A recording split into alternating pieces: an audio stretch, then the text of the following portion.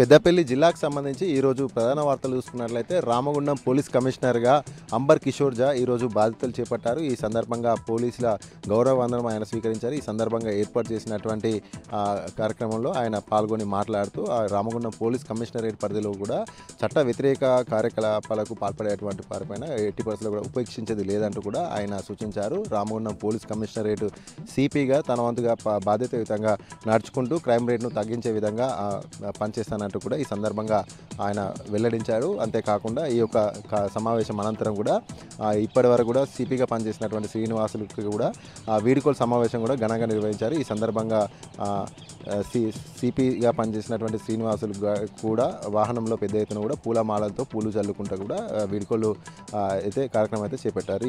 ఈ యొక్క కార్యక్రమంలో పెద్ద ఎత్తున కూడా కమిషనర్కి సంబంధించినటువంటి పోలీసు ఉన్నతాధికారులతో పాటు పోలీసు సిబ్బంది కూడా పాల్గొన్నారు.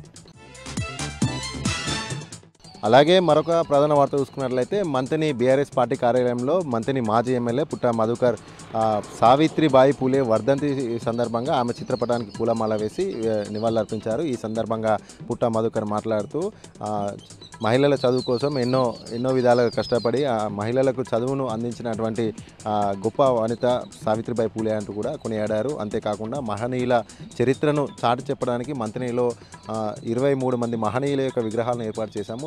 కొద్ది రోజుల్లోనే సావిత్రిబాయి పూలే విగ్రహాన్ని కూడా పెద్ద ఎత్తున కూడా ఏర్పాటు చేస్తామంటూ కూడా ఆయన తెలిపారు. చరిత్రకారుల యొక్క చరిత్రను కనుమరుగు కాకుండా కాపాడుకోవాల్సినటువంటి బాధ్యత ప్రతి ఒక్కరి మీద ఉందంటూ కూడా ఆయన ఈ సందర్భంగా వెల్లడించారు. అలాగే మరొక ప్రధాన వార్త చూసుకున్నట్లయితే అంతర్గా మండలం ముర్మూర్ గ్రామంలో పెద్ద ఎత్తున డంపు చేసినటువంటి మట్టిని అక్రమ రవాణా చేస్తున్నారంటూ ఇటుక బట్టీలకు సంబంధించినటువంటి ఇద్దరు ఇటుక బట్టి యజమానులు ప్రభుత్వానికి విరుద్ధంగా నిబంధనలు ఉల్లంఘించి ఈ యొక్క మట్టి రవాణా చేస్తున్నారంటూ కూడా బీఆర్ఎస్ కార్మిక నేత కౌశిక్ ఆరోపించారు. దీనిపై వెంటనే తగిన చర్య తీసుకోవాలి అంటూ కూడా జిల్లా కలెక్టర్ కోయ శ్రీహర్ష గారికి వినతి ఇవ్వడం జరిగింది. ఈ సందర్భంగా కౌశిక్ మాట్లాడుతూ అంతర్గా మండలంలో పెద్ద ఎత్తున మట్టి అక్రమ రవాణా జరుగుతుంది, అధికారులు సైతం ఇందులో కుమ్మక్కైనట్టుగా అనుమానాలు వస్తున్నాయంటూ కూడా జిల్లా కలెక్టర్ పూర్తి స్థాయిలో విచారణ చేపట్టి దోషులను శిక్షించాలంటూ కూడా ఆయన కోరారు. అంతేకాకుండా అక్కడ ఉన్నటువంటి తరలుతున్నటువంటి మట్టిని వెంటనే ఆపివేసి వెంటనే విచారణ చేయాలంటూ కూడా ఆయన ఈ సందర్భంగా కలెక్టర్ని కోరడం జరిగింది.